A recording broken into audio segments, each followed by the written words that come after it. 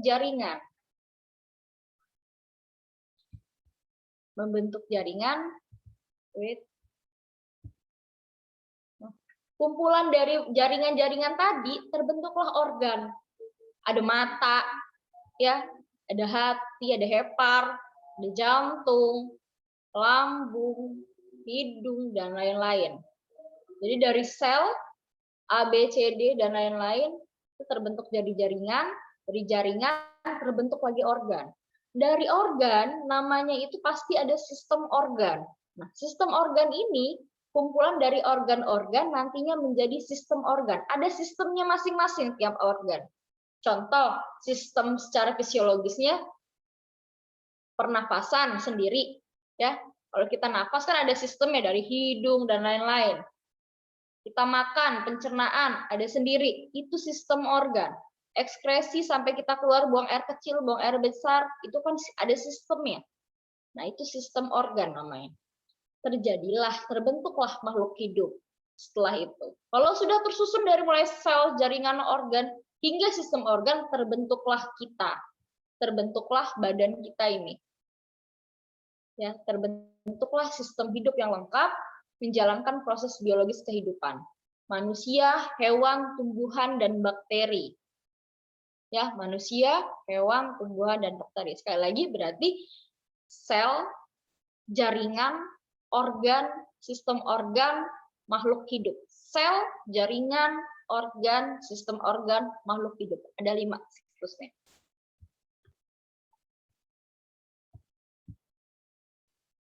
Nah, kenapa sih kalau sel ini kok disebut sebagai unit fungsional dalam kehidupan? Karena sel ini sama kita.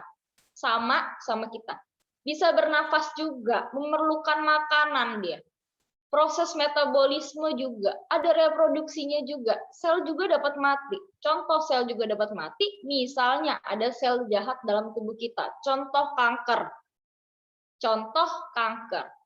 Di kanker, kalau dia kena kanker, otomatis dia di kemoterapi. Ya, di kemoterapi itu untuk membunuh sel-sel yang jahat dalam tubuh kita. Jadi selnya kan bisa mati, bisa juga sel itu mati. Itu yang disebut unit struktural kehidupan. Kalau sel itu kok unit struktural kehidupan ya, karena tanpa sel kita nggak bakal bisa hidup. Nggak bakal bisa ada Mbak Lili Indriani, nggak ada lagi Mas Komang Agus, nggak ada. Jadi semua itu dibentuk dari sel. Nah, jenis sel ada 2 di dunia ini dan nggak bakal berubah. Ada 2 sel itu. Ada prokariotik dan ada eukariotik. Ada 2 soal nih hari ini. Masuk ke dalam ujian saya. Silahkan catat semua, teman-teman semua. Pas UTS, silahkan dibuka lagi catatannya. Pada saat nanti ujian, silahkan jangan salah pencet. Ya. Ada 2 sel, prokariotik dan eukariotik. Apa Bu bedanya? Saya baru dengar.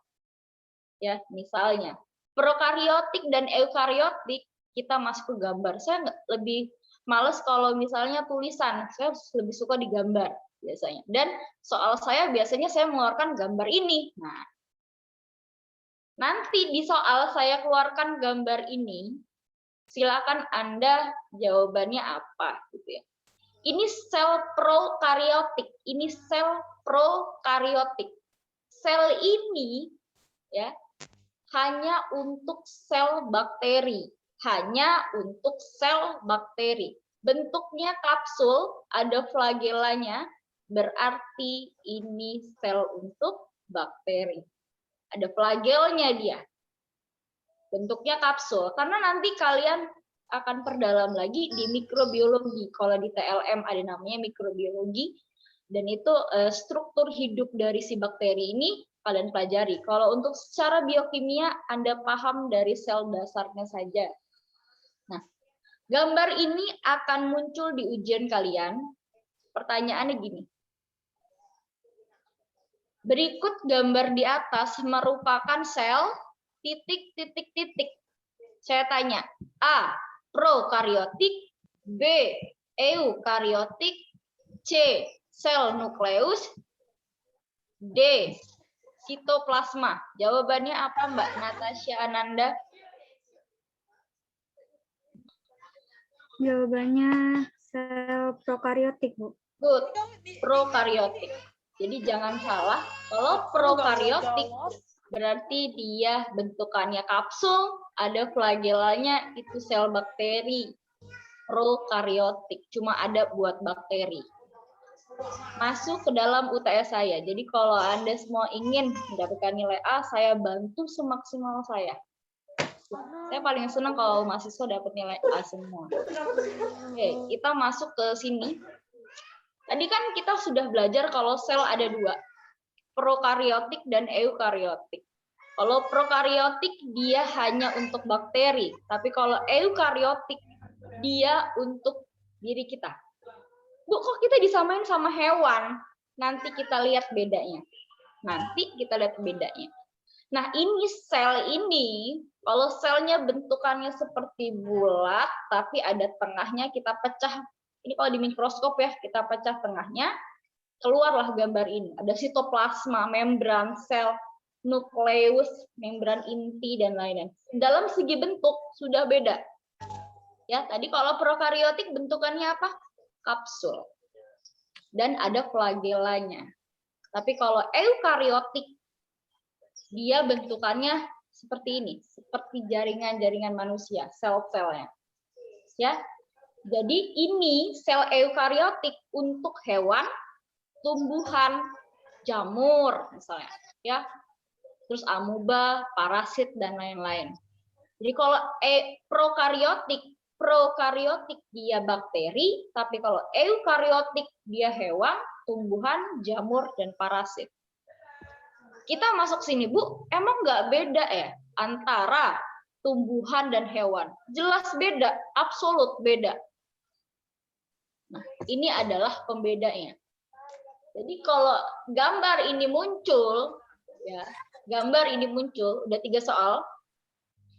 Gambar ini muncul, kalau bentukannya warna hijau dan ada dia kloroplasma,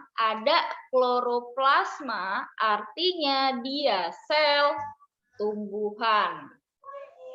Tapi kalau bentuknya dia seperti ini, ya, seperti yang eukariotik yang tadi saya sebelumnya sudah itu sel hewan. Sel manusia kayak gitu nggak, Bu? Sama kurang lebih strukturnya, cuma nanti kita lihat pembedanya pada genomnya. Ya, jadi kalau nanti keluar gambar warna hijau ini, sel tumbuhan maksudnya, Anda nggak usah mikir banyak-banyak kalau sudah ada kloroplasma, di gambar itu ada bacaan kloroplasma, absolut dia jawabannya tumbuhan, nggak bakal berubah. Ya, absolut jawabannya tumbuhan. Sudah 3 soal. Sudah 3 soal yang saya berikan. Jadi kalau pembedanya, hafalkan gambarnya. Kalau ada kloroplasma, pertanyaan saya, kalau muncul gambar warna hijau dan ada kloroplasma, sekali lagi saya bilang, itu adalah sel tumbuhan. Tumbuhan masuk apa, Bu? Sekarang saya tanya nih secara random. Sel tumbuhan, kalau saya mengeluarkan soal tanpa gambar, dan saya tanyakan kepada sel tumbuhan termasuk ke dalam golongan sel A. Prokariotik, B. Eukariotik, C. Mitokondria, D. Nukleus. Mbak Martiara Azista, jawabannya adalah Eukariotik. Eukariotik. Good. Eukariotik, betul. Oke, jawabannya betul. Jadi jangan sampai nanti pada saat UTS jawabannya mitokondria. Absolut salah. Ya.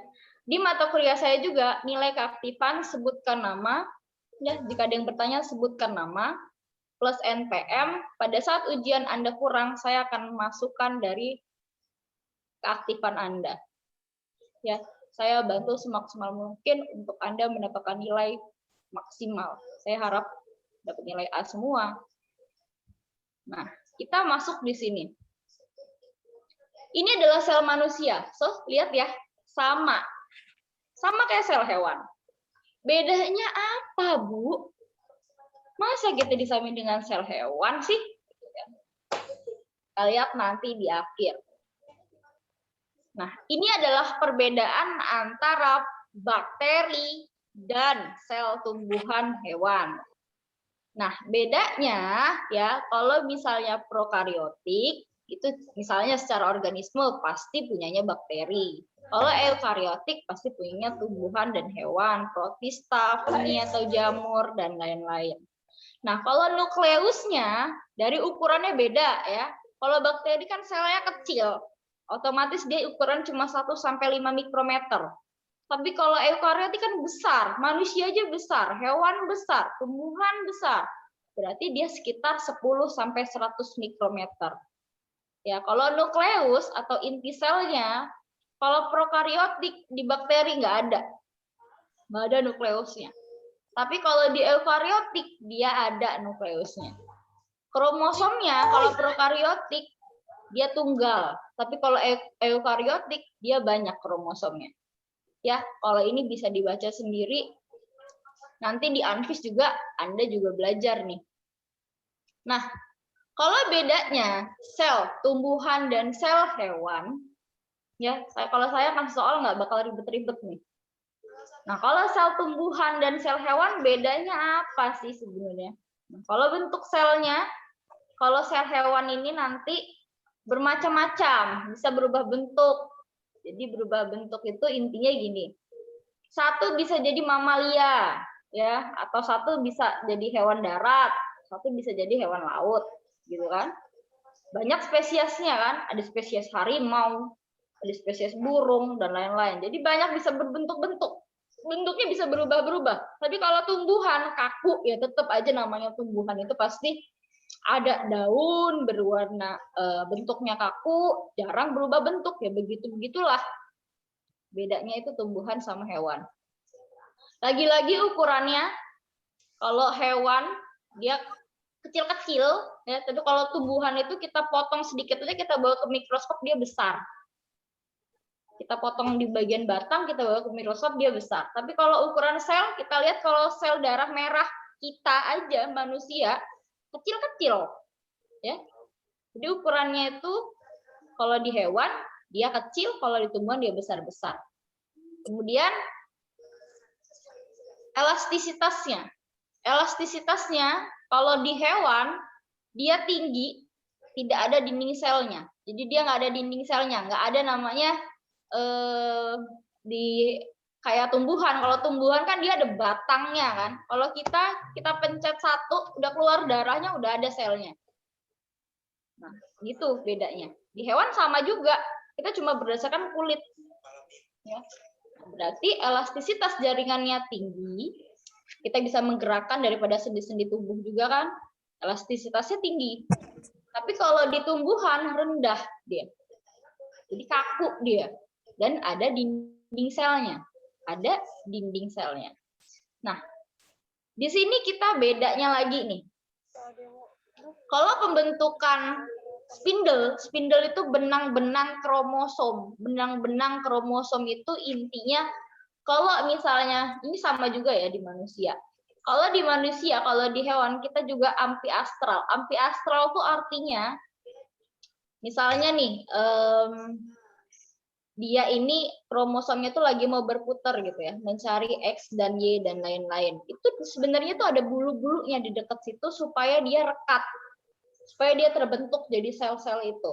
Jadi yang ngerekatin itu sesuai sumbunya itu hewan biasanya. Jadi dia itu berputarnya tuh searah jarum jam. Searah jarum jam. Untuk ngumpulin kromosom-kromosom di manusia dan hewan itu, si spindle atau benang-benang kromosomnya dia harus bergerak secara kutubnya. Dia melingkar biasanya. Mengikuti porosnya. Tapi kalau si hewan dia berlawanan, acak. Dia ngacak-ngacak. Nah, kalau sitokinesis sel atau pembelahan selnya, ya jadi kalau kita tuh namanya hewan, manusia ya, terutama manusia itu sudah terarah. Jadi pembelahan selnya ini terarah ya, sistematik. Jadi kalau mau belah satu, ada ya anafase, metafase, dan lain-lain. Jadi dia terarah, jalurnya pun sistematik. Tapi kalau misalnya hewan, lempengnya itu tidak berbau mitosis aja, dia pembelahannya sekali berapa gitu. Tapi kalau manusia, hewan, 1 dulu, 2 dulu, 3 dulu, 4 dulu. Jadi sistematik dia, tidak random.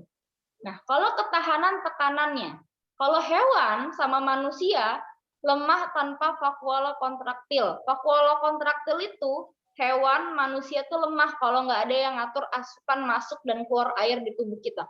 Kalau kita nggak masuk air selama 1 hari aja kita udah pasti lemes, dehidrasi, ya kan? Tapi kalau di tumbuhan masih ada cadangan-cadangan airnya, karena ada dinding selnya dia. Bedanya itu. Ya, kalau kita kan harus ada yang masuk, harus ada yang keluar. Logikanya begitu. Kemudian sambungan antar selnya. Sambungan antar selnya itu ada namanya desmose tight junction namanya. Jadi sekrup protein yang menyambungkan sel-sel menjadi lembaran-lembaran kuat. Artinya sel-sel dari misalnya nih di tangan kita nih ya. Itu ada sel-sel, ada sel darah dan lain-lain ya. Itu ada yang nyambungin loh. Itu ada yang nyambungin. Sekarang ada film Korea tuh terkait dengan sel-sel, ada sel bahagia dan lain-lain. Kalau Anda semua atau rekan-rekan semua suka nonton film Korea tuh ada. Ya. Dan itu ada yang nyambungin, ada yang nyatuin. Nah, kalau di hewan sama manusia yang nyambungin itu desmose tight junction namanya. Jadi kalau ada bahasa-bahasa medis, Anda bukan orang awam lagi. Karena Anda sudah kuliah, calon-calon manajer semua, calon-calon praktisi-praktisi di bidangnya, jadi harus lebih paham daripada orang-orang awam. Jadi sel-sel itu ternyata ada yang nyambungin. Yang nyambungin apa? Protein dalamnya. Nah, kalau tumbuhan itu alirannya terbuka, penyambung sel tumbuhan dan rapuh. Jadi dia bisa terbuka, bisa juga tertutup lagi. Jadi elastis kalau si tumbuhan, dia tuh bisa terbuka kan kalau kita buka, misalnya kita bisa stack ya. Kalau dari tumbuhan ke dondong bisa kita stack jadi apa, misalnya belimbing dan lain-lain. Jadi alirannya tuh penyambungnya tuh tergantung sel tumbuhan tuh hidup atau enggak. Tapi kalau manusia itu jarang, kecuali dia nggak bisa dong. Misalnya kalau penyambungnya kita ambil dari manusia lain gitu kan nggak bisa. Tapi kalau misalnya donor hati, donor itu kan harus match dulu selnya antara sel satu dan sel dia, sel pendonor dan sel resipien itu harus match dulu. Makanya itulah kita harus penyambung dulu. Nyambung nggak nih? Kalau nggak nyambung jangan dipakai. Kalau nggak dia bisa berlawanan. Itu kalau sel di manusia bedanya dan hewan. Tumbuhan dan hewan. Nah ini adalah pertanyaan kita semua. Bu, beda nggak sih Bu antara manusia dan hewan? Ada bedanya, cuma nggak spesifik banyaknya. Jadi definisi sel hewan kan sel hewan adalah eukariotik, sama-sama eukariotik. Manusia pun eukariotik yang tidak memiliki dinding sel dan inti besar. Nah, jadi dia tuh nggak punya dinding sel dan inti besar. Cuma kalau di manusia kompleks full dia. Jadi unit fungsional dasar tubuh manusia itu pertama tuh dari sel. Ukuran genom. Genom itu apa sih, Bu? Nah, kumpulan-kumpulan DNA. Kumpulan-kumpulan DNA. Kalau sel hewan mungkin memiliki ukuran genom berbeda-beda berdasarkan spesies. Artinya gini, kalau ikan ya, ikan emas kawin sama ikan emas, jadinya ikan emas plek-plekan ikan emas. Tapi kalau manusia ya, kalau manusia misalnya nih Mbak Selvi Monica menikah gitu, anaknya pun beda-beda nanti. Misalnya ada warna rambutnya hitam, ada yang ngikutin suaminya, ada yang ngikutin Mbak Selvia.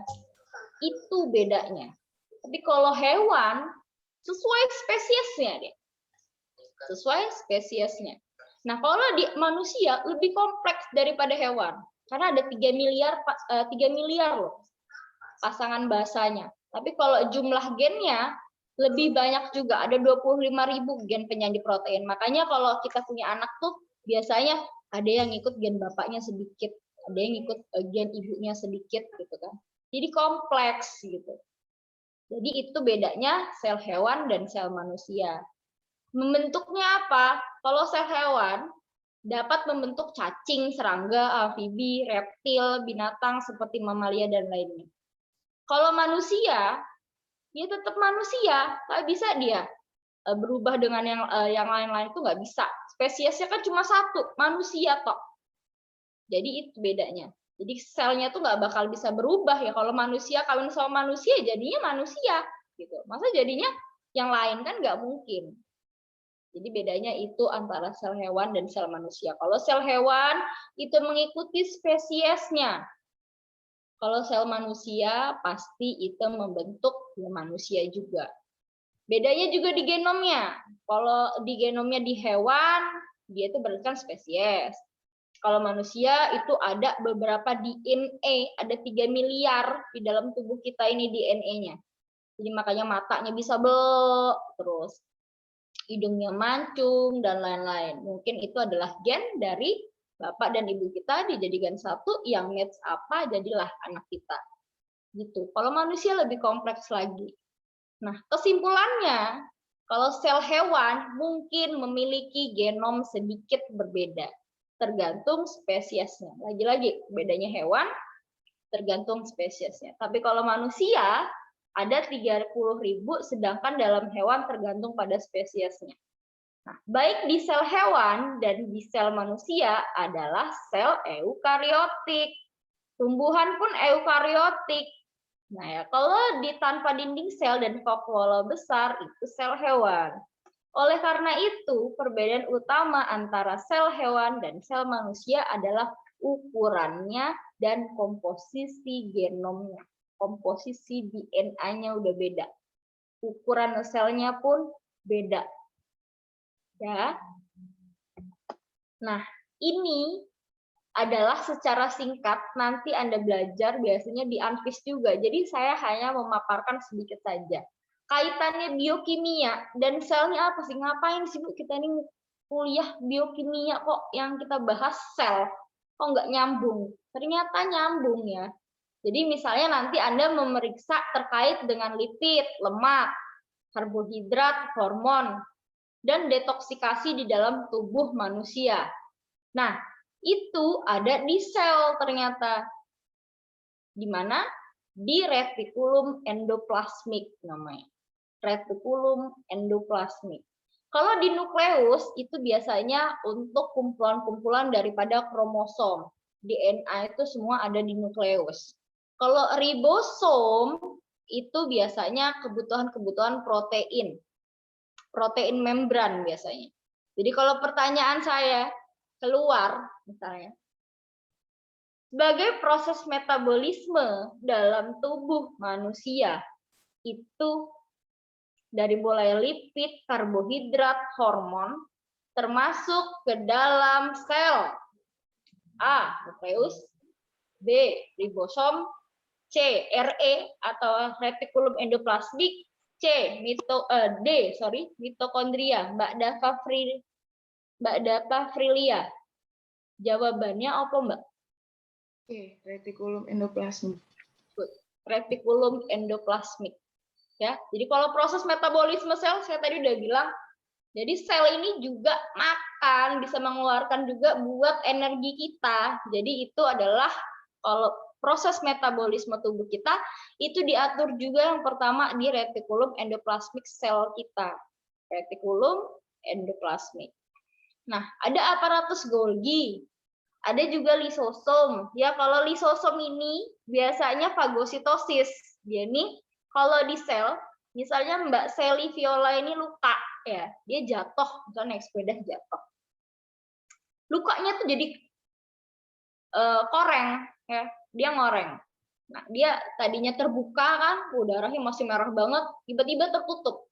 Nah, itu sel lisosom yang bekerja untuk menutup si luka-luka itu sel lisosom, karena dia fagositosis juga dan makrofag juga. Fagositosis juga. Nah, kalau misalnya ada juga flu, misalnya Bu Ika flu, Mbak Sally Viola nggak kena. Gitu. Kenapa? Karena fagositosis itu atau makrofagnya atau antibodinya tinggi. Jadi kenapa nggak kena? Karena ada si lisosom si Mbak Sally Viola ini kuat dia. Jadi dia makan virus-virus yang bukan selain yang baik buat tubuhnya. Itu sel makrofag namanya. Itu yang berfungsi yang mengatur ada di sel lisosom. Nah, kalau mitokondria biasanya ini menghasilkan energi dia. Jadi dia ini yang ngatur daripada kita makan, ada gula kan, ya. Gula itu dipecah ya, menjadi energi sampai kita bisa ikut belajar nih sekarang ini. Ada energinya untuk belajar nih karena kita udah makan siang misalnya. Itu adalah sel mitokondria tuh yang ngurusin. Nah, kalau misalnya peroksisom ya, dia ini misalnya kita bernapas ya. Kita kan menghirup oksigen, ya kan? Kita hirup oksigen, yang keluar adalah nanti ada H2O2 atau H2O misalnya. Nah, itu yang ngatur itu di peroksisom. Kalau sitoskeleton itu adalah sel-sel ini tuh dinamis. Kenapa sih kok kita bisa lincah banget ini, tangan bisa bergerak dan lain-lain? Selain ada otot dan sendi-sendi, sel-sel ini dinamis sifatnya. Yang ngatur adalah si sitoskeleton itu. Oke. Nah, kalau misalnya untuk menggerakkan misalnya sel darah merah, kok dia bisa lari ke jantung, bisa ke pembuluh darah, bisa muter di tubuh kita, itu yang ngatur sitoskeleton. Itu yang ngatur sitoskeleton supaya dia bisa jalan beriringan terus, jalan. Jadi sel itu juga sama kayak kita. Ada energinya. Oke. Selesai dari saya. Udah ada beberapa soal yang saya kasih bocoran kepada Anda. Ada pertanyaan sampai sini? Sebutkan NIM dan nama. NIM belakang deh. NIM belakang berapa? Silahkan saya catat namanya.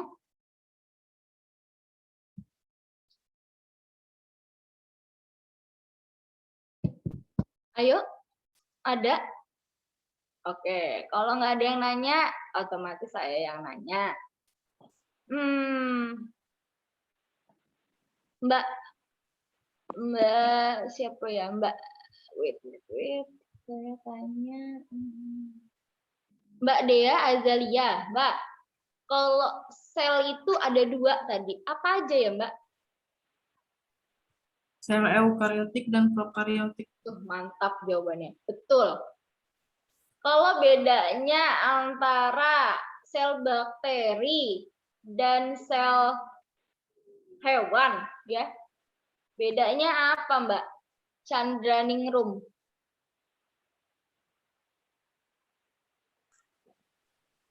Satu aja deh. Apa? Gambarnya apa fungsinya, Bu? Gambarnya udah beda apa belum? Udah beda. Kalau beda. yang prokariotik itu dia kapsul, kalau yang hewan dia berwarna hijau dan kotak.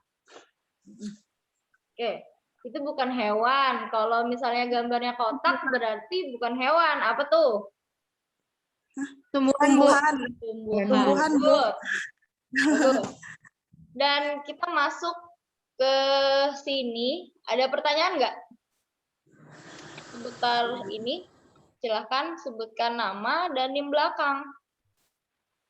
Nah, nanti jangan lupa ya, kalau misalnya sudah ada gambar kapsul di ujiannya, berarti dia bakteri. Ojo salah. Yo. Oke. Ada pertanyaan lagi, Bapak Ibu sekalian, sebelum saya akhiri semuanya? Oke. Sebelum kita akhiri, kita ngajar praktikum biokim. Praktikum biokim kita masuk ke protein ya. Jam berapa ya? Jam 3, Ibu. Jam 3, oke. Kita ketemu lagi jam 3. Oke, sebelum itu silakan istirahat dulu, minum dulu, makan dulu, karena biokim protein itu banyak banget.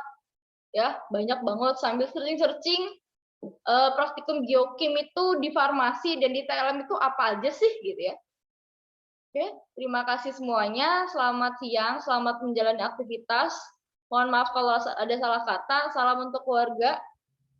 Wassalamualaikum warahmatullahi wabarakatuh. Waalaikumsalam.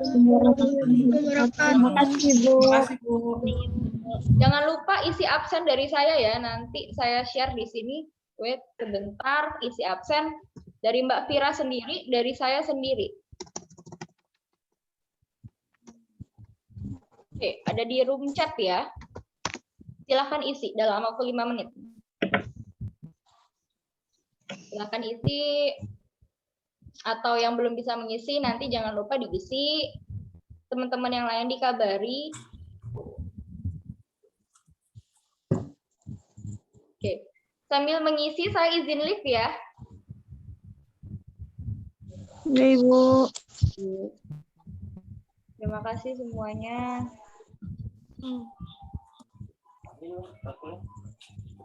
Bio. Astagfirullahaladzim.